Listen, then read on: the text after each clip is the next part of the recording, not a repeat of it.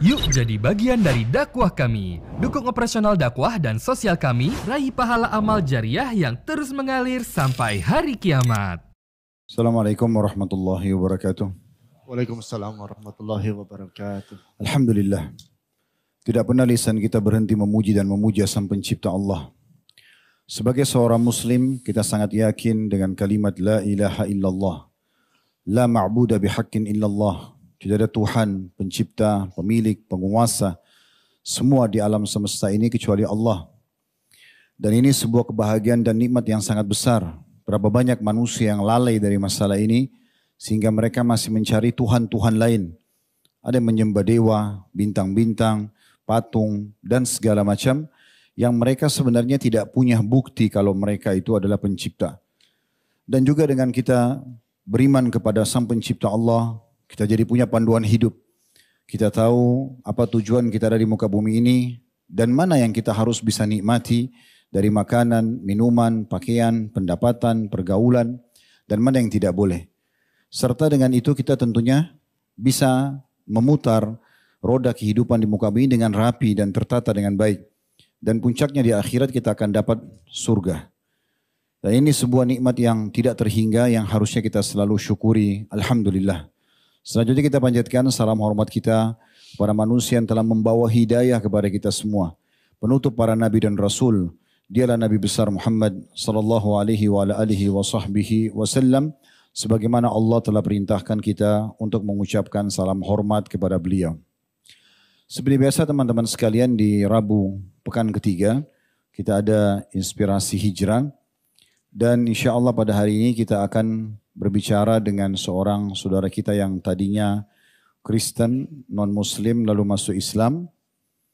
Seperti biasa kita akan bagi kurang lebih sesinya tentang bagaimana sebelum masuk Islam, bagaimana tanggapannya tentang Islam, kemudian prosesi masuk Islamnya, dan terakhir kita tutup dengan bagaimana kiat untuk menjaga dan istiqomah di atas keimanan.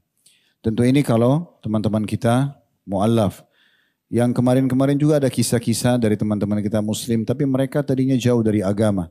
Sama kisah awalnya seperti apa. Perbuatan dan kesalahan mereka apa saja. Apa yang menyebab mereka akhirnya mendapatkan hidayah. Dan bagaimana mereka bisa istiqomah di atas keimanan itu sendiri. Maka tanpa membuang waktu lebih jauh insya Allah. Kita akan kenalan lebih jauh dengan saudara kita. Walaupun sebenarnya tadi sudah ada teasernya pendek, maka kita persilakan fadal kalau antum mau kenalin nama dulu, umur, tempat tinggal di mana biar teman-teman lebih jauh kenal. Assalamualaikum warahmatullahi wabarakatuh. Waalaikumsalam warahmatullahi wabarakatuh.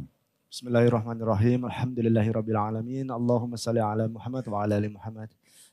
Nama saya Delvano Karis. Sekarang saya tinggal di Bandung.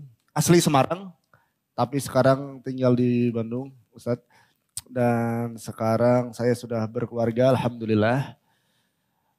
Sudah 2 tahun menikah dan dikaruniai 1 anak, alhamdulillah, umur 13 bulan. Umur 13 bulan, 1 tahun 1 bulan. Dan alhamdulillah saya masuk Islam itu tahun 2019, 2 tahun sebelum saya menikah. Saya masuk Islam di akhir 2019 di bulan Oktober. Sebelumnya Ustadz, saya mau terima kasih sama Ustadz, sama semua tim yang sudah mengundang saya ke sini untuk bisa sharing, untuk bisa cerita pengalaman saya bagaimana saya bisa menemukan agama kebenaran ini, bagaimana saya bisa menemukan agama yang indah ini. Baik, sama-sama insya Allah. Di poin ini dulu, sudah dikenalkan namanya tadi tentunya, satu demi satu. Banyak orang yang masuk Islam sehingga mereka jadi mu'allaf dan di ruangan masjid ini pun di ta'lim kita seringkali ada yang datang mengucapkan syahadat. Pengalaman saya selama ini kan kisah mereka unik-unik ya. Ada saja berbeda-beda. Nah ini mungkin biar teman-teman bisa tahu bagaimana awalnya antum ini. Tadinya non-muslim, bagaimana tanggapan tentang Islam, kemudian bagaimana prosesi masuk Islamnya. Tadinya tanggapan tentang Islam ya Ustaz. Sebelum saya menemukan Islam, itu saya itu kalau mandang Islam, apalagi mandang orang-orang seperti Ustadz ini dulu, orang-orang yang punya brewok gitu, jenggot, pakai peci putih, itu di mata saya udah takut saya Ustadz. Jujur saya takut. Jujur kalau ngelihat tuh kayak, aduh kalau misalkan ketemu di jalan menghindar deh gitu. Kenapa? Takutnya kenapa? Kan bukan harimau, bukan singa, bukan manusia biasa. Cuma bukan, bedanya jenggotnya ada, yang satu nggak ada jenggotnya. Ya gitu. Takut dengan rambut saja, dengan jenggot. Bukan sih Ustaz. Takutnya bukan takut dipukulin, tapi kayak mandang rendah gitu Ustaz. Kayak ini apa sih orang gitu. Kayak dulu tuh kalau mikir orang Islam itu berarti orang sesat, kayak kok bisa sih orang ini Islam gitu loh Ustaz. Kayak kalau ada orang ya bangga dengan keislamannya, ini gimana sih orang salah kok bangga gitu Ustaz. Oh berarti pandangannya pada saat itu negatif. Negatif, intinya. Sangat ya, negatif. Menganggap Ustaz, ini adalah orang Islam sesat. Ya, sangat sesat dulu gitu. Bahkan dulu tuh saya tuh saya waktu Kristen tuh saya tuh fanatik banget dengan agama saya dulu. Dan saya bahkan sangat mencintai agama saya dulu. Saya tuh orang paling marah kalau agama saya dihina. Saya paling marah kalau Tuhan saya dihina. Nah, dulu banyak oknum-oknum Ustadz. Oknum-oknum orang-orang Islam ini yang suka menghina-hina Tuhan saya. Apalagi saya tuh dulu tuh benci banget sama Islam karena mentang-mentang mayoritas di Indonesia terus kurang ajar gitu Ustadz. Kalau di komen di mana tuh suka seenaknya gitu. Suka kalau komen mereka ngomong lakum dinukum waliyadin, Allah bohong gitu. Orang buktinya gereja digusur, semua orang-orang Kristen disakiti, dihina dan lain-lain. Mana yang lakum dinukum waliyadin gitu. Dulu makanya sebenci itu sama Islam. Tapi memang itu kebencian yang muncul itu ada faktanya. Maksudnya ada umat Islam yang melakukan itu. Kayak misalnya gereja digusur tadi misalnya, atau orang Kristen dihina. Ada Ustadz, banyak Ustadz. Nah itu kenapa dulu pandangan saya sama orang-orang Islam itu sangat-sangat buruk. Karena waktu saya dulu Kristen, saya juga melihat banyak hal yang tidak ingin saya lihat gitu. Tapi Ustadz, di poin itu kan kita harus bisa, walaupun antum sudah muslim sekarang ya. Maksudnya kita harus adil melihat. Ya. Secara kacamata luas di Indonesia ini kan umat Islam mayoritas. Kan gitu. Tapi kita lihat dari sisi perekonomian, kewarganegaraan gitu kan. Apalah itu kan non muslim dengan sangat leluasa kan. Betul Ustaz. Maksudnya mungkin bisa kita katakan 80% ekonomi Indonesia di tangan-tangan orang non muslim. Betul Ustaz. Dan itu di tengah-tengah mayoritas muslim. Jadi kalau ada beberapa individu mungkin yang melakukan itu, sekaligus mungkin ada teman-teman non muslim yang nonton ini kan, mereka juga mungkin punya persepsi yang sama. Kita perlu berikan gambaran. Kita harus adil melihat proporsionalnya. Maksudnya apakah memang semua muslim begitu? Atau memang ini hanya individu tertentu. Nah kalau individu tertentu kan tidak boleh jadikan tolok ukur. Kalau itu memang, Islam semuanya begitu. Alhamdulillah antum sekarang sudah dapat hidayah. Nanti kita dengar ceritanya lebih lanjut ya. Tapi ini untuk teman-teman kita yang mungkin punya persepsi yang sama, yang kebetulan mengikuti mungkin acara kita ya. Karena memang saya dapat informasi acara-acara kita cukup banyak non muslim yang ngikutin. Dan mereka juga coba mencerna. Oh ini masuk Islamnya kenapa? Ada yang ada bahkan yang datang sini masuk Islam itu karena dia menonton orang non muslim yang lain masuk Islam. Dia hanya menaruhkan diri untuk masuk syahadat di sini. Jadi mungkin di poin ini saja dulu yang substansial bahasan itu kita harus proporsional dan adil kan dalam masalah seperti itu. Karena terbukti warga negara Indonesia yang non muslim semuanya aman-aman saja. Ya, paling beberapa individu mungkin muslim yang mengganggu, dan ada juga beberapa individu non muslim yang mengganggu muslim, tapi itu tidak jadi tolok ukur. Betul. Bahwasanya semua berarti non muslim seperti itu. Ya. Terus lanjut silakan. Awalnya kenapa saya negatif sama Islam dulu seperti itu Ustadz. Saya menganggap kayak tadi Ustadz. Saya menganggap bahwa kalau misalkan satu orang Islam seperti ini, oknum, berarti ajarannya memang seperti itu. Semuanya. Berarti ya dulu saya kan melihat Islam itu ya dari orang Islamnya. Dan yang saya lihat yang oknum buruknya Ustadz. Bukan orang Islam yang baik. Yang baik, bukan yang menjalankan syariat sesuai dengan ajarannya. Tapi orang Islam yang cuma teriak-teriak Islam tapi dia kosong ilmunya gitu. Makanya dia melakukan sebuah tindakan yang itu pun di Islam tidak dibenarkan. Itu dari umur berapa itu persepsi seperti ini ada kira-kira? Saya dari SMA Ustadz. Dari SMA? Dari SMA. Itu karena pengaruh lingkungan atau karena inisiatif sendiri melihat kejadian? Inisiatif Ustadz. Inisiatif sendiri. Sampai umur berapa kira-kira? Saya sampai di umur sampai di tahunnya saya sampai di tahun 2015-2016 Ustadz. Itu berarti masih seperti itu. Masih seperti itu terus. Dalam kondisi membenci Islam di saat itu, apa saja yang antum lakukan? Ada nggak yang dilakukan sepak terjangnya untuk menyerang Islam misalnya, atau mencari kesalahan atau apa? Ada Ustadz, saya tuh selalu nyari orang-orang Islam, teman-teman saya yang Muslim, dan saya selalu ajak mereka diskusi, debat gitu Ustadz. Saya suka banget buat ngejelek-jelekin, astagfirullah, buat jelek-jelekin Tuhan mereka, Nabi Muhammad SAW. Dulu saya suka hina, saya suka jelek-jelekin di depan teman-teman saya yang Muslim. Dan saya beruntungnya teman-teman saya yang Islam dulu itu pengetahuan tentang Islamnya sangat minim Ustadz. Bahkan saya lebih tahu agama mereka daripada mereka tahu agama mereka Ustadz. Nah enaknya untuk saya enak untuk nyerangnya Ustadz. Jadi kalau saya kasih fakta dan mereka nggak tahu kayak masa sih, nah nggak tahu kan. Makanya nah akhirnya saya suka banget untuk mencoba memurtadkan orang-orang Islam dan mengajak mereka untuk masuk ke Kristen. Oh gitu. Pernah berhasil nggak? Hampir berhasil Ustaz. Oh hampir. Hampir pernah. Tapi belum berhasil ya? Tapi pernah ngebikin orang udah gak sholat gitu Ustaz. Berarti tanggung jawab antum sekarang ajak dia sholat tuh? Sudah Ustaz. Oh sudah. Alhamdulillah. Udah. Tenang. Ini masih di awal episode. belum. Oke, jadi ada upaya untuk berdialog sama mereka, mengajak mereka keluar dari Islam karena kebencian tadi itu. Karena kebencian. Melihat dari sikap individual sebagian orang yang melakukan pelanggaran. Ya. Oke, karena dulu ngelihat Islam bukan dari ajaran aslinya, tapi dari manusia-manusianya kan Ustadz. Nah jadi terus kebencian itu terus tambah benci. Jadi dulu sempat ada saudara yang mualaf, saya langsung serang Ustadz. Kayak ngapain mualaf, gila orang ini.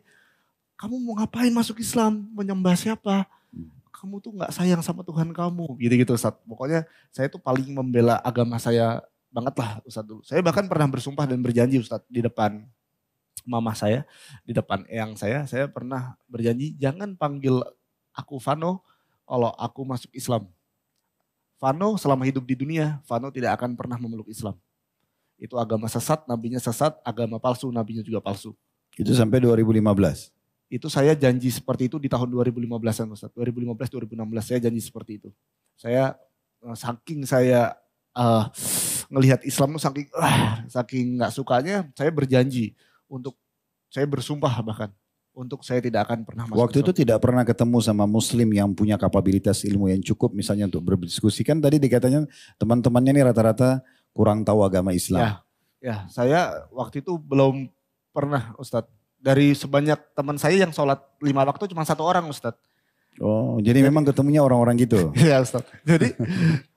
Jadi saya apa ya, kayak orang Islam itu ya sama kayak saya kok. Waktu sholat nggak sholat, terus apa yang membedakan gitu? Apa yang beda dari Islam dan kita? Bahkan mending saya Ustadz, saya masih 1 minggu sekali ke gereja waktu itu. Teman saya tuh nggak pernah ibadah sama sekali gitu. Dan saya ngelihat orang-orang lingkungan saya gitu semua, dari SMP, SMA, kuliah gitu semua Ustadz. Bahkan ada yang Jumatan aja nggak Jumatan karena takut nanti kuliahnya terlambat Ustadz. Jadi kayak oh ya udah memang seperti itu gitu. Berarti ini pelajaran luar biasa dari poin ini dulu ya, ikhwan akhwat sekalian. Kita lihat bagaimana adanya non muslim, walaupun beliau sudah dapat hidayah sekarang. Nanti kita dengarkan bagaimana masuk Islamnya. Tapi salah satu yang membuat kebencian yang ada seakan-akan apa sih Islam itu? Karena memang individu-individunya justru tidak melaksanakan agama. Mereka nggak sholat, mereka nggak hadir Jumat tadi. Takut ketinggalan kuliah, akhirnya meninggalkan sholatnya. Akhirnya muncullah penilaian dari orang non-muslim, oh apa itu Islam? Kan seperti itu. Dan ternyata ini mungkin mayoritas di sekitar antum pada saat itu ya? Ya mayoritas. Cuma 1 orang Ustadz yang sholat 5 waktu. Cuma benar-benar 1 orang itu yang saya waktu. Itu juga Senin Kamis kali? Enggak Ustadz, dia rajin. Dia rajin, okay. Dia rajin sampai sekarang. Baik, setelah tahun 2015 sekarang kita bicara. Ya. Step apa yang terjadi di situ? Apakah memang masih sama dengan sebelumnya atau ada perubahan? Mulai berpindah, kan ini masuk Islam 2019 nih. Ya. Berarti 4 tahun sebelum masuk Islam. Ya. 2015 Ustadz, saya mulai berbisnis travel umroh saat itu. Tapi agamanya masih Kristen. Dalam kondisi Kristen? Berarti benci Islam tapi bisnisnya umroh? Ya, karena dulu saya berpikir kayak. Berarti tanda kutip yang jahat ini siapa sebenarnya? Saya Ustaz. Karena tadi kan antum serang mereka, antum memurtadin mereka gitu kan. Ya, Sekarang lagi dalam kondisi benci ternyata 2015 buka travel umroh. ya Ustaz. Nah, Waktu itu gimana ceritanya sampai bisa buka travel umroh? ya, Ada partnernya orang muslim? ada Ustaz. Cuman saat itu saya lihat peluang, ya bahkan yang ngajak saya dengan kakak saya waktu itu Ustaz. Saya dan kakak saya sama-sama Kristen. Kayak wah bikin umroh enak nih. Karena semua orang Islam umroh gitu kan. Tiap bulan loh Jadi mereka. murni komersial. Ya murni nyari duit Ustaz. Nyari duit. Tapi tetap pelayanannya tetap bagus. Saat itu tetap bukannya yang langsung nipu gitu enggak. Kita pelayanannya tetap bagus. Nah sejak saya punya tur umroh itu. Mau nggak mau kan saya harus belajar bagaimana cara pakai kain ihram, ngajarin jamaah. Ibu nanti insya Allah kalau di sana saya so-soan ngomong. Ngomongnya insya Allah. Ya Jadi orang taunya antum muslim pada saat itu. Muslim, KTP saya juga Islam Ustaz. Nah Berarti makin jelas nih tanda kutipnya nih. iya Ustaz.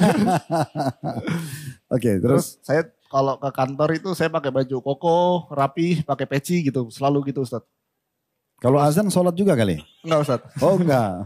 Oh saya tapi kalau Jumatan Ustaz buat nyebarin brosur dulu. Oh berarti di Jumat itu ada non muslim sebarin brosur tuh.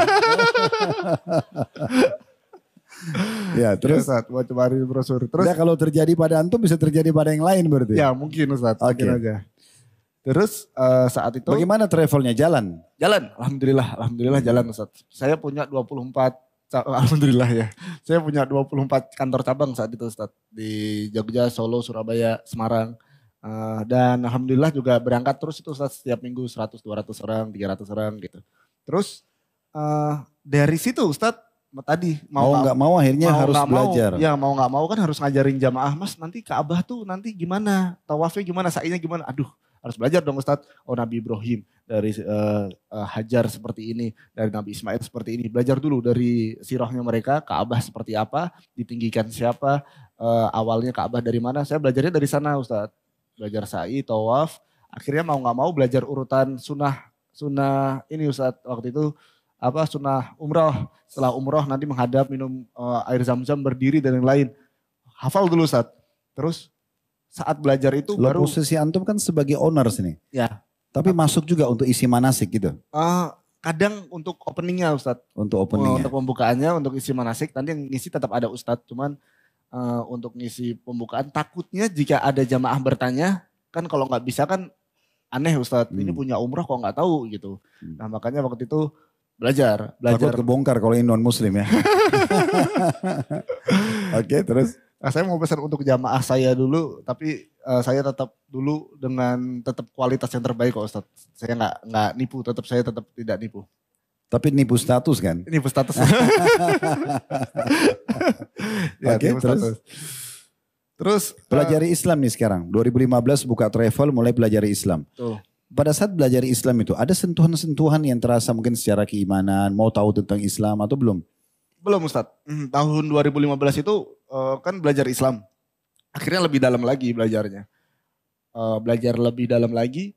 Akhirnya saat itu saya tambah takut Ustaz. Saat belajar Islam tuh takut untuk belajar Islam. Takut banget Ustaz. Tahun 2016 tuh Takutnya jadi pengikut. ya saya tuh takutnya waktu baca kok masuk akal ya? Kok bener ya? Kok gini ya? Oh ternyata kok nabinya bagus ya gitu loh Ustaz. Jadi kayak nemuin fakta. Dulu saya tuh paling gencar dan paling suka nyerang tentang nabi kita berpoligami. Saya suka nyerang. Wah nabi poligami, apa itu nabi poligami. Terus saat saya belajar di agama saya ternyata Nabi Abraham, dulu saya panggilnya Nabi Ibrahim alaihissalam. Lah ternyata istrinya 2. Saya buka istri, loh ternyata loh. Saya kaget kok nabi-nabi di kitab saya kok berpoligami semua. Jangan-jangan bener nih poligami. Gitu, nah makanya yang saya serang satu-satu Tertepis. tertepis semua gitu. Dengan apa yang saya pelajarin sendiri. Kayak, loh ternyata nabi yang berpoligami bukan Nabi Muhammad. Tapi kenapa yang disalahin Nabi Muhammad doang nih tentang poligami. Ternyata banyak banget nabi-nabi yang berpoligami nih. Berarti memang syariatnya Allah dong gitu. Nah akhirnya mulailah saat saya belajar Islam, saya takut Ustadz buat belajar Islam karena takut saya percaya.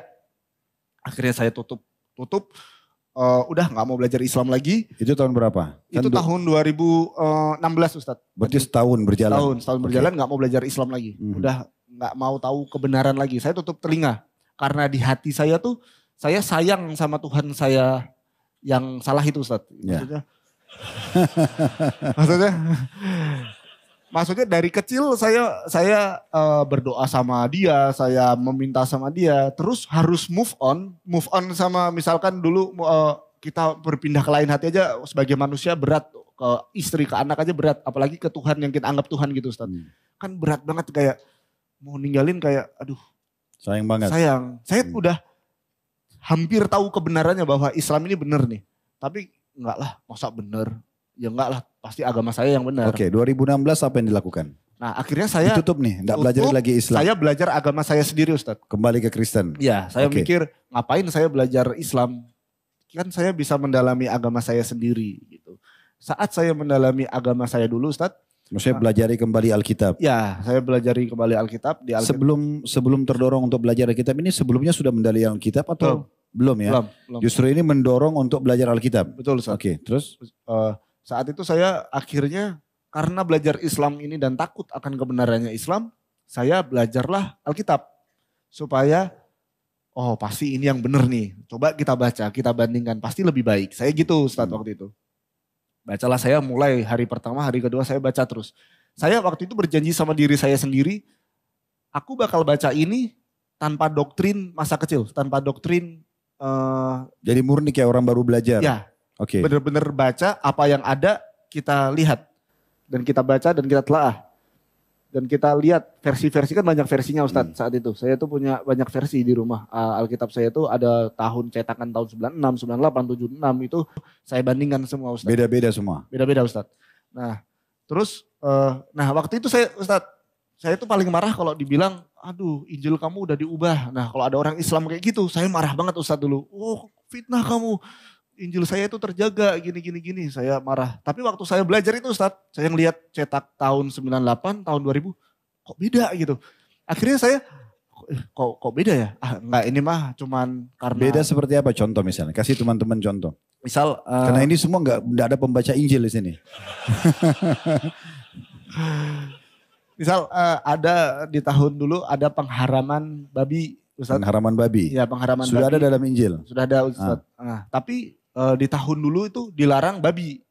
Tapi sekarang cetakannya baru terus diganti babi hutan. Ustadz. Oh tambah hutan? Tambah hutan. Jadi yang ada di hutan. Jadi kalau selain babi hutan halal? Halal Ustadz. Nah terus saya lihat ini kok ternyata beda-beda juga. Ini gitu. Versi 98 sama 2000 gitu? Saya lupa tahunnya tapi yang jelas beda Ustadz. Itu bisa dicek juga kok. Waktu itu saya mulai baca.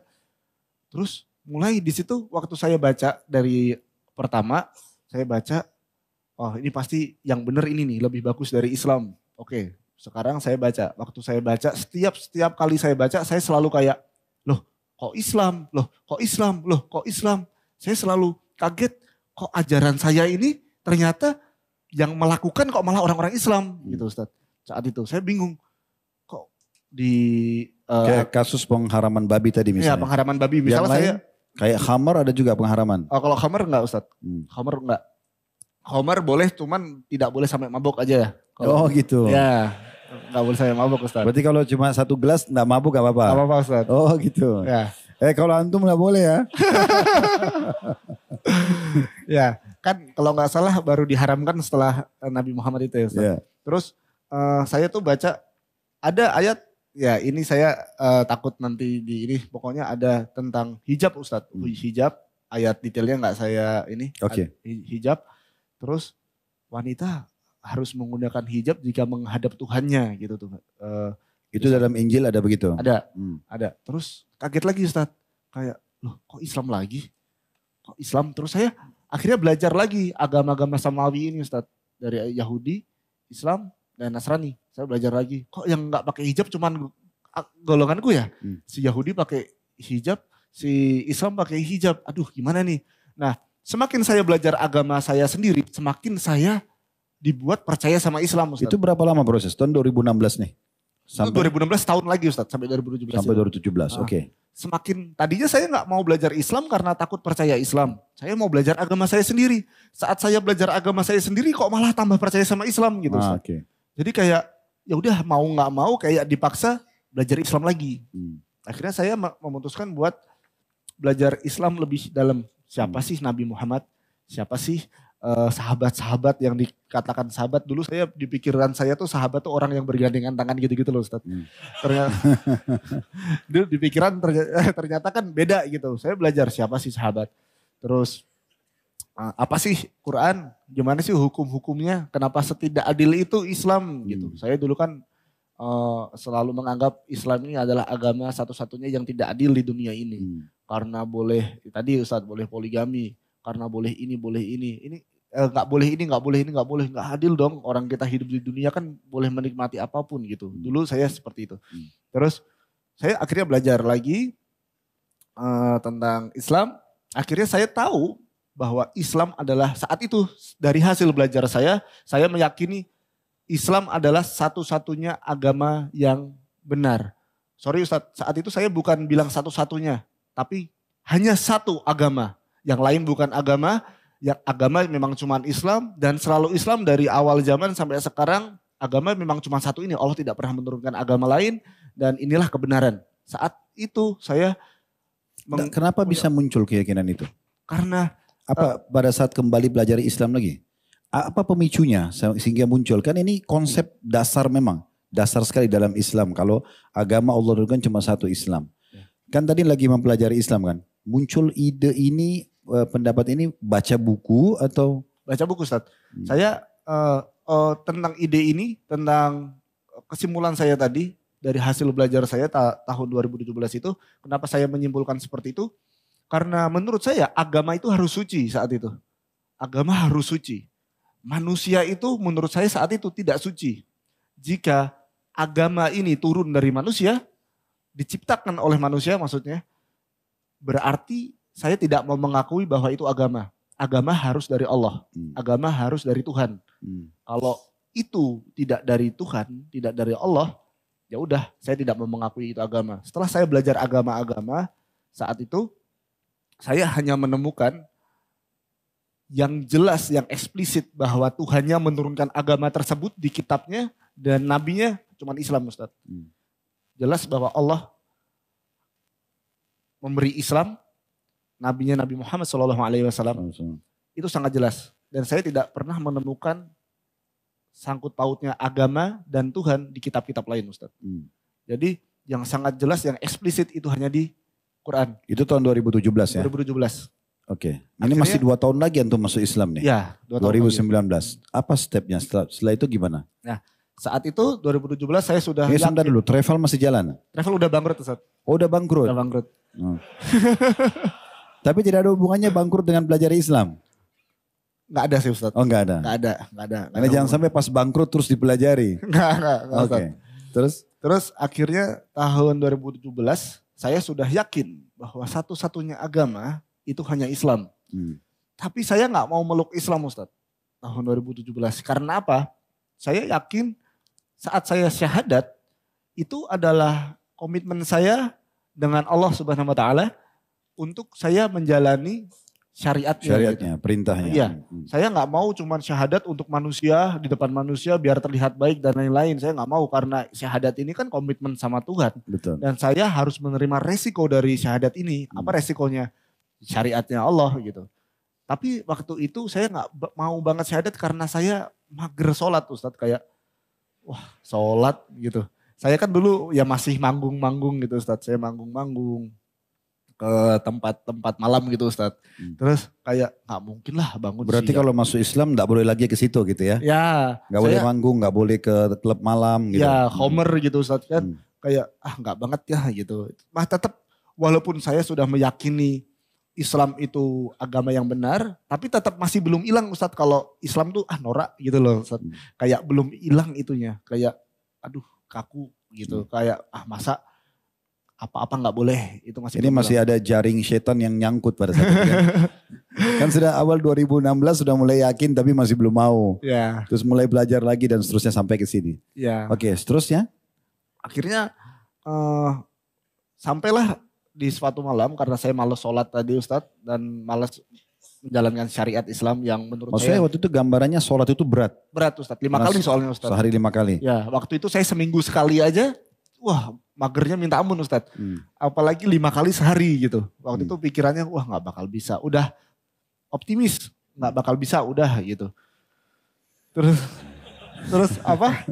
Akhirnya terjadilah Ustadz di tahun, nah ini tahun 2 tahun setelahnya tuh saya setiap malam Ustadz gak tahu kenapa saya tuh selalu tiba-tiba ketakutan Ustadz, nangis gitu. Nangis, ketakutan, akhirnya sampai di kamar sendirian tuh saya Takut apa? Gak tahu Ustadz, sampai detik ini saya gak tahu. Saya ketakutan, rasanya gak enak. Rasanya saat itu Ustadz, alhamdulillah saya tuh uang ada, saya cukup dikenal saat itu. Apa yang saya mau beli bisa. Apapun bisa gitu Ustadz. Saya tuh sampai bingung, apalagi sih ini, mau ngapain. Kok rasanya masih seperti ini, rasanya nggak enak ini. Saya tuh sampai detik ini tahu Ustadz, teman-teman di luar sana yang tidak merasakan nikmatnya iman, pasti rasanya seperti saya saat itu. Saya tahu banget Ustadz. Karena saat itu ternyata itulah rasa saya tidak punya iman Ustadz. Saya tuh depresi, nangis terus, rasanya nggak enak Ustadz. Berarti itu muncul begitu saja? Muncul intinya? setiap malam Ustadz. Oke, itu sudah masuk tahun 2019? Itu masih, itu 17-18 Ustadz. Setiap malam selalu seperti itu. Nah akhirnya pernah malam-malam akhirnya saya tahu, saya nangis banget karena saya saat itu takut mati Ustadz. Saya udah tahu kebenaran, yang saya paling takut adalah saya tuh udah tahu kebenaran bahwa Islam ini adalah agama yang benar, agama yang hak. Tapi saya nggak mau syahadat. Saya takutnya adalah kalau saya mati malam ini, semua itu akan terlambat. Saat semua sudah terlambat, tidak akan ada harapan lagi saat saya nanti masuk neraka gitu. Itu muncul spontan? Spontan Ustadz, saya mau tidur. Itu berlarut-larut atau cuma sekali? Berlarut-larut. Berlarut-larut, oke. Berlarut-larut. Saya takut kalau misalkan di dunia ini saya menyesal, saya masih punya harapan untuk bangkit. Tapi bagaimana jika saya menyesal di akhirat? Dan kondisi saya belum bersyahadat.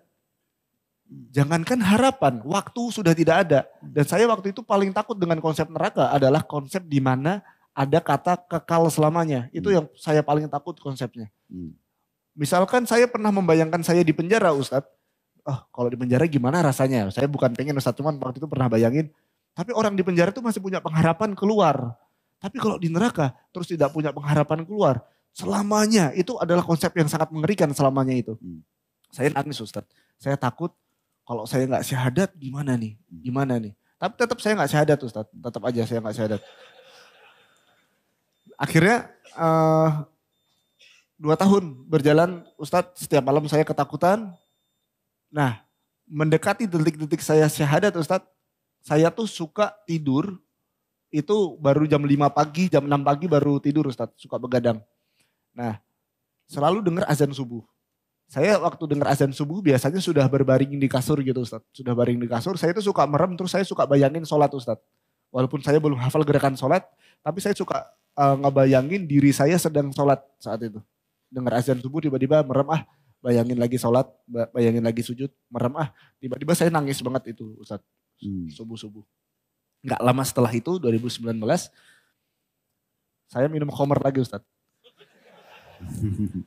Itu ya itulah Ustadz. Saya terus akhirnya ini aneh Ustadz. Di malam itu dalam kondisi mabuk maksudnya? Bukan kondisi mabuk Ustadz. Enggak kondisi mabuk. Kenapa tiba-tiba tadi celipin lagi minum khamar? Iya, minum khamar tapi minumnya cuman gitu doang Ustadz. Jadi kayak terus nggak jadi.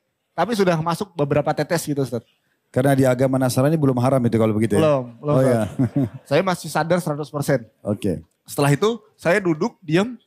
1 jam setelah itu saya telepon teman saya namanya Benny. Di jam berapa itu? Jam 10 Ustaz. Malam? Ben, tolong ajarin aku sholat. Benny langsung, serius?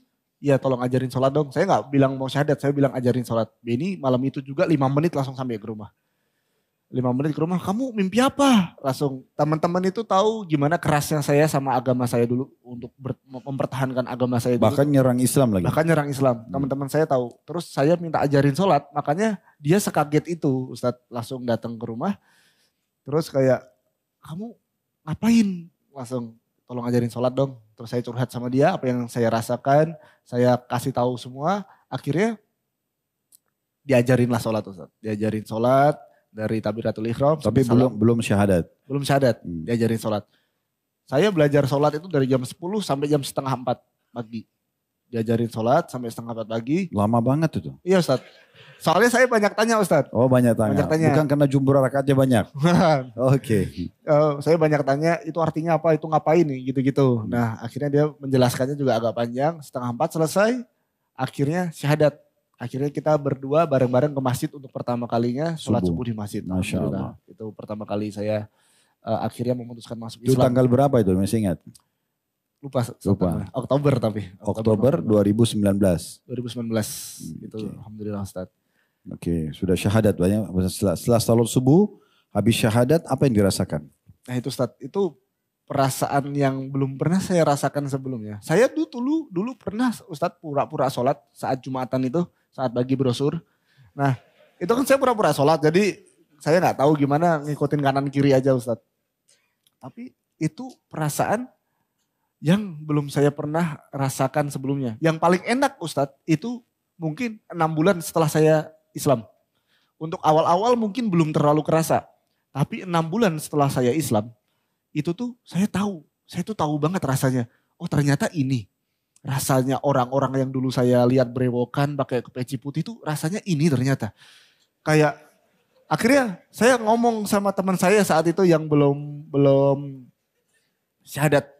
Dia sudah tertarik sama Islam. Saya bilang, kamu kalau bisa saya pinjemin rasanya ini, saya yakin 100% detik ini kamu mohon-mohon sama aku untuk kamu minta syahadat. Kalau kamu tahu rasanya, kalau aku bisa minjemin kamu rasanya ini. Aku yakin 100% kamu bakal memohon-mohon aku. Ini di poin ini dulu. Di poin kalau antum sedang menyampaikan sesuatu kepada siapapun ya. Di saat kita menyampaikan hanya sekedar ngalir. Dengan antum membahasakan dengan tulus dari hati. Menyerapi itu ya. Kayak tadi kan perasaan apa yang dirasakan itu yang dibahasakan kan. Saya yakin kalau kamu rasakan apa yang saya rasakan. Dan memang betul pada saat itu sedang dirasakan kan. Ya, itu jauh lebih mengena sebenarnya. Jadi bukan hanya sekedar ngomong. Jadi antum mengajar pun materi apapun beda kalau kita jiwai dengan tidak gitu. Ya terus tadi. Akhirnya setelah antum bilang begitu apa yang dia bilang? Dia bilang langsung, saya bilang waktu itu sok-sokan aja. Ayo cepetan. Saya ya udah saya dakwahin Ustaz. Itu saya dakwahin. Tapi dia tetap gak mau kan Ustaz. Terus saya selalu kan naik mobil bareng Ustaz. Saya selalu pura-pura yuk. Bukan pura-pura, saya ke masjid beneran. Terus saya bilang pura-pura gini. Tahu nggak wudhu rasanya enak banget loh. Adem, beda. Wah kan air doang. Enggak, udah rasain dulu gitu. Terus dia turun wudhu gitu. Apa basah semua dingin ternyata. Ya itu Ustaz. Saya kayak loh kok rasanya beda ya gitu. Padahal saya ngerasain nikmat gitu. Tapi kok ini aku suruh wudhu kok nggak nikmat. Ya itu saya kayak mungkin memang harus. Tapi pada saat itu berarti sudah ada perasaan ingin mendakwakan Islam ya? Sudah Ustaz. Karena buktinya mau mengajak. Ya dari hari pertama Ustaz. Dari hari pertama itu saya langsung dakwah ke keluarga Ustaz. Adik saya langsung saya dakwahin. Itu benar. Untuk ngomong-ngomong keluarga semuanya non muslim berarti ini. Ibu, ayah, ya. Saudara. Berapa bersaudara? Saya 5 bersaudara. Mama saya 1, papa saya 1. Terus semuanya non muslim. Tapi saya bersyahadat bareng kakak saya kandung yang Bimbi itu. Kakak saya namanya Bimbi. Tapi dia itu sudah masuk Islam duluan Ustadz. Tahun 2015. Ada pengaruh dari beliau? Maksudnya mengajak? Oh enggak, kita udah gak serumah. Oke. Kita gak serumah.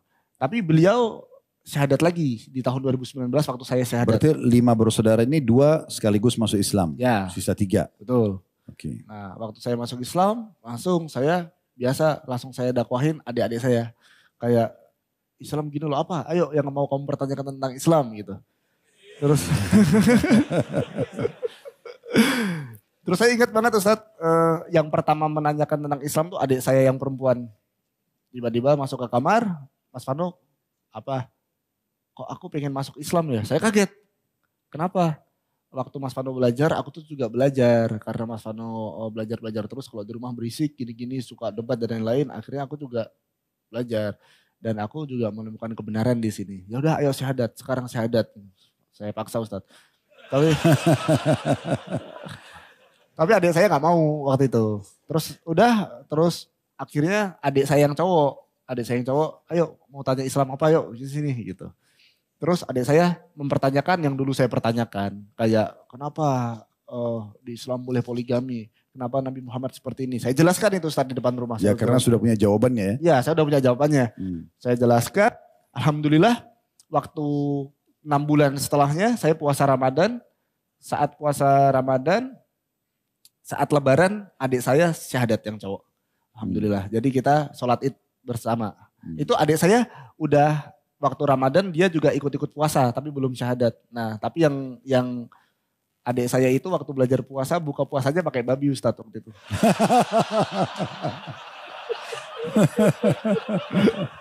Oh tapi waktu itu dia masih belajar puasa Masih kan? belajar puasa. Belum syahadat Ustadz. Belum muslim. Belum syahadat. Belum syahadat, cuma belajar puasa. Ya.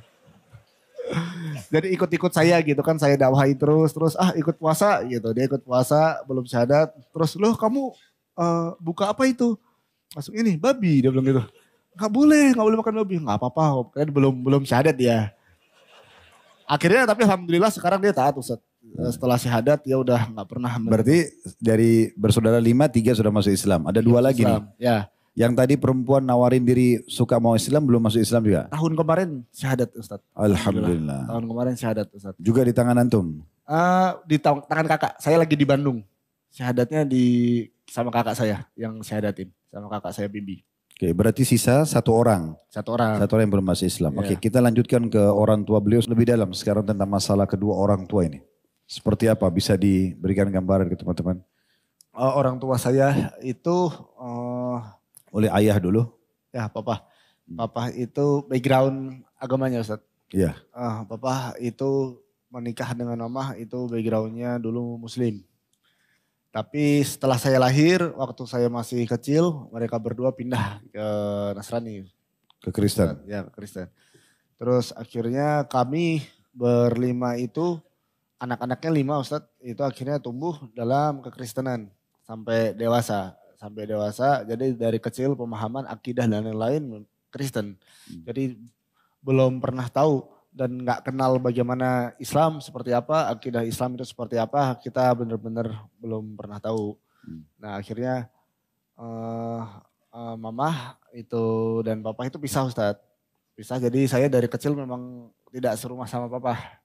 Jadi komunikasi masih bagus dan sering, cuman memang tidak serumah, jadi jarang ngobrol kalau sama papa. Tapi dua-duanya murtad dari Islam, tadinya muslim gitu. Ya Ustadz. Dua-duanya. Terus papa ini alhamdulillah Ustadz, kan kita tuh saya kalau sama papa itu kayak teman Ustadz. Papa itu orangnya juga terbuka dan suka ngobrol juga. Jadi kalau sama papa suka ngomong agama juga tentang, apalagi dulu waktu saya masih Kristen itu Ustadz, suka ngobrol sama papa tentang Islam, tentang agama-agama lain gitu. Nah akhirnya papa itu tuh tahun kemarin itu sakit Ustadz. Sakit.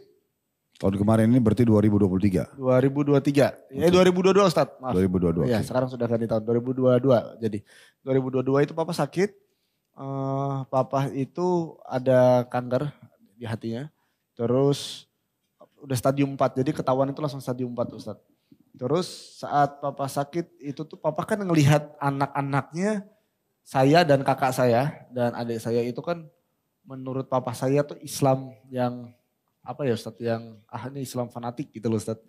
Kalau ngelihat saya, nah makanya beliau takut kalau misalkan nanti beliau meninggal dikuburkan secara Islam sama anak-anaknya. Nah makanya waktu itu beliau berpesan sama tante saya, sama adiknya papa, sama mamahnya, sama eyang saya.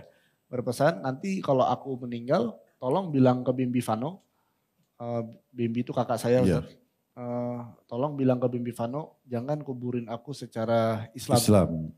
Takutnya dikuburin anaknya secara Islam. Tolong kuburin aku tetap sama ajaran agamaku, sama Kristen, tolong hubungin pendeta dulu. Itu pendeta sudah dihubungi Ustaz. Dihubungin pendeta, sudah pendeta datang ke rumah sakit, didoain dan lain-lain. Terus rumah sakit memutuskan untuk itu dalam medis itu memutuskan bahwa ini sudah tidak bisa ditolong dengan bantuan medis gitu, alat medis. Akhirnya papa saya bawa pulang Ustadz ke rumah saya di Semarang. Di Semarang tuh waktu itu saya ada rumah. Waktu sakit di mana? Di rumah sakit mana? Di rumah sakit ada di Semarang Ustadz. Oh di Semarang juga? Di Semarang juga, ya di Semarang. Terus keluar dari rumah sakit, akhirnya saya ada rumah kosong di Semarang, papa tinggal di rumah saya kan di Bandung. Jadi papa di rumah saya di Semarang. Tapi dalam kondisi masih sadar? Masih sadar Ustadz. Masih sadar tapi masih sudah suka ngigo Ustadz. Udah suka kayak ada ular gitu-gitu. Jadi papa saya sudah di umur berapa itu? Papa sama 52 Ustadz. 52. Okay. Di umur 52 atau 51 Ustadz ya. Saat meninggalnya itu. Oke. Okay. Terus papa saya tuh suka telepon adik saya. Dilo sering-sering tawarin bapak untuk syahadat gitu. Ini antum yang bilang sama adik? Ya, saya bilang sama adik saya Dilo. Yang sedang menjaga papanya? Yang sedang jaga papa. Sering tawarin ke papa Islam? Ya, okay. Tolong sering tawarin papa, ajak papa untuk papa masuk mau Islam. bersyahadat. Tapi jangan dipaksa dengan cara yang baik. Kalau papa gak mau ya udah gak apa-apa. Pijetin lagi, kipasin papa lagi dan lain-lain. Terus papa itu kalau ditawarin Dilo, papa mau syahadat gak gitu. Papa tuh nggak pernah menolak Ustadz, tapi papa selalu bilang, iya nanti ya gitu. Selalu seperti itu. 2 minggu diajak syahadat selalu seperti itu. Nah malam terakhir itu 2 hari sebelum papa meninggal, itu papa tuh udah nggak bisa bicara sama sekali Ustadz. Suaranya sudah nggak keluar. Jadi kalau mau minta minum cuman cuman gitu, udah nggak keluar suaranya. Terus malam jam 10 malam itu adik saya ke rumah saya nungguin bapak. Terus adik saya nawarin papa buat syahadat lagi. Itu malam meninggalnya? Malam meninggalnya. Oke. Okay. Papa mau syahadat, terus papa saya langsung senyum lebar, suaranya langsung keluar. Iya mau. Nah saya selalu bilang sama adik saya, Dilo kalau papa mau syahadat tolong direkam. Karena tadi kan sudah ngasih pesan ke adiknya sama ke nenek. Keluarga. Jangan dikubur dengan cara Islam. Ya takutnya kalau syahadatnya tidak ada buktinya, takutnya nanti kan jadi salah paham. Pertikaian di keluarga. Ya pertikaian di keluarga. Nah saya selalu pesan sama Dilo, tolong direkam nanti kalau papa misalkan insya Allah mau syahadat tolong direkam. Itu papa mau bersyahadat, papa senyum terus dituntun sama Dilo. Papa ikutin Dilo. Asyhadu an la ilaha illallah. Waktu dituntun, Dilo belum selesai bersyahadat, papa langsung bersyahadat asyhadu an la ilaha illallah wa asyhadu anna Muhammadar Rasulullah. Senyum, selesai. Papa nggak bicara lagi satu kata pun, papa nggak bicara mengeluarkan suara sedikit pun. Papa langsung diam, melihat atas. 2 jam seperti itu, tanpa suara, tanpa kata-kata, jam 2 pagi, papa meninggal dunia. Masya Allah. Berarti meninggal dalam keadaan Islam, Alhamdulillah. Alhamdulillah Ustaz. Nah itu saya langsung ditelepon sama keluarga di Semarang, papa meninggal gitu. Jam 10 malam saya dikabarin dulu, papa syahadat, dikasih videonya. Saya senang banget Ustaz. Jam 2 dikabarin, papa meninggal. Di situ istri saya bangunin. Sayang, papa meninggal. Saya tuh senyum, saya senang kayak, Alhamdulillah. Kayak ini saya nggak bisa menjelaskan rasanya seperti apa, ditinggal orang tua meninggal kok malah senang, malah senyum. Istri saya bingung, saya tuh nggak nangis. Bahkan di depan jenazahnya papa, saya ngelihat saya mandiin papa pun air mata saya nggak keluar, nggak bisa Ustadz. Saya nggak bisa pura-pura. Karena dia masuk Islam. Iya, karena papa masuk Islam, karena papa bersyahadat sebelum meninggalnya. Dan saya nggak bisa pura-pura sedih, saya bahagia sekali Ustadz. Saya, ya Allah ini impian semua orang ya Allah. Kalimat terakhirnya pun kalimat syahadat gitu Ustaz. Jadi kayak saya pun gak bisa sedih. Saya senang terus saat mandiin, saya bahagia saat ngolatin, saat nguburin. Saya jadi semangat turunin papa ke... ya karena ini last minute sekali. Iya. 4 jam sebelum meninggal syahadat, iya, Masya Allah. Iya. Nah saya tuh kayak, ini papa. Saya tuh sampai sempat mikir acting gak ya? Kayak, kan ditawarin terus Ustadz syahadat 2 minggu sebelum meninggal ditawarin terus. Papa kayak ngomong nanti. Papa gak pernah nolak tapi ngomongnya nanti. Nggak mungkin orang acting sudah mau Iya, mati. makanya itu saya tuh sampai mikir, ini acting gak ya? Kayak jangan dulu nanti aja waktu mau meninggal. Oh ini mau meninggal nih saatnya syahadat. Apakah seperti itu? Tapi saya bilang nggak mungkin kalau Nggak gitu. mungkin, Masa ya. tahu meninggalnya? Tapi seakan seperti itu, Ustadz. Seakan tuh kayak nanti aja waktu mau meninggal banget gitu loh Ustadz. Jadi kayak pas banget gitu dan bener itu cuma 4 jam sebelum papa meninggal dan papa akhirnya nggak ngomong apapun lagi gitu Ustadz. Oh iya. Alhamdulillah. Alhamdulillah. Jadi tinggal mamanya ya. Sama kakak. Oh iya. Sama kakak. Ya, berarti ini belum masuk Islam. Belum. Tapi Insyaallah. mama sangat baik Ustadz. Mama itu sama saya sama adik saya. Itu kan saya waktu mualaf saya di rumah masih sama mama, saya belum menikah. Mama itu yang nyiapin saya sahur, mama yang kalau saya puasa Ramadan mama yang buka puasa itu mama yang masak, mama yang selalu. Tapi bukan babi kan? Bukan. Oh iya. Bukan. Mama selalu bilang, Vano hati-hati kamu jangan pakai panci yang ini, panci ini habis buat masak babi gitu. Mama tuh sangat pengertian Ustadz, Oh, Masya Allah. sangat pengertian. Jadi makanya saya juga sangat bersyukur punya mama seperti mama saya yang walaupun kita berbeda keyakinan tapi mama tetap Menghormati. sangat menghormati. Bahkan saya tuh kalau harus ke masjid subuh, Vano kamu gak ke masjid udah jam segini. Oh iya, jadi bahkan saya bisa taat dalam Islam itu karena mama saya juga. Motivasi gitu. dari beliau. Motivasi Masya Allah. dari beliau. Bahkan Mudah-mudahan itu tanda-tanda hidayah insya Allah. amin ya Allah. Ya. Bahkan saya tuh pernah ngapalin Al-Ikhlas, saya gak apal-apal. Mama bodoh gitu aja gak bisa gitu. Gampang gini-gini. Akhirnya mau diajarin sama mama gitu. Jadi ya alhamdulillahnya keluarga saya sangat-sangat suportif dan sangat-sangat toleransinya sangat tinggi Ustaz. Oh, Alhamdulillah. Alhamdulillah. Oke, sekarang kita pindah ke selanjutnya. Setelah masuk Islam nih, dengan semangat antum mendakwahi saudara, mendakwahi orang tua, Masya Allah ya. Sekitar lingkungan, teman-teman juga ada yang diajak masuk Islam. Semua orang-orang yang bukan Islam pasti saya ajak masuk Islam Ustaz. Metode apa yang antum gunakan?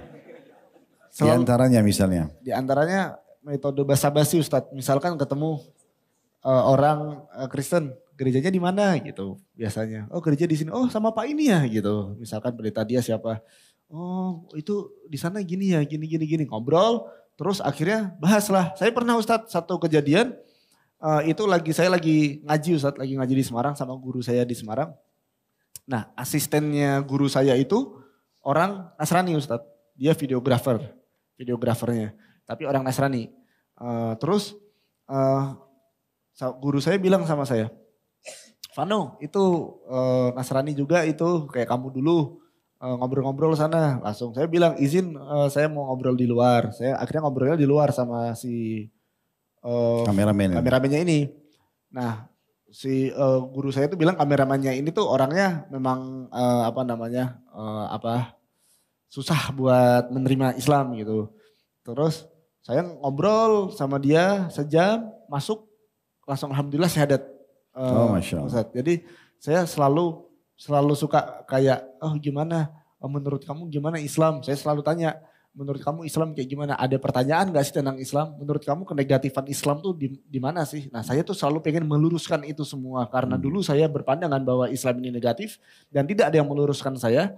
Dan sekarang menurut saya tugas saya adalah meluruskan orang-orang yang berpandangan negatif tentang Islam itu Ustaz. Alhamdulillah. Jadi dulunya pembenci sekarang benar-benar berubah untuk mendakwahkan Islam ya. Alhamdulillah Ustaz. Alhamdulillah. Mudah-mudahan tidak berhenti sampai di situ. Terus aja. Salah. Ya. Kalau komunitas yang selama ini, yang waktu belum masuk Islam atau mungkin sekarang mungkin apa aktivitas antum, komunitasnya itu tidak coba dibentuk satu grup atau ngobrol sama mereka? Saya ini Ustadz, saya itu kemarin iseng-iseng sok-sokan lah Ustadz. Saya tuh sok-sokan, sok-sok pinter gitu Ustadz. Bikin di story buat teman-teman yang non muslim tapi pengen belajar Islam boleh belajar di saya gitu kemarin. Terus delalahnya Ustadz banyak yang ikut banyak, yang DM banyak, Mas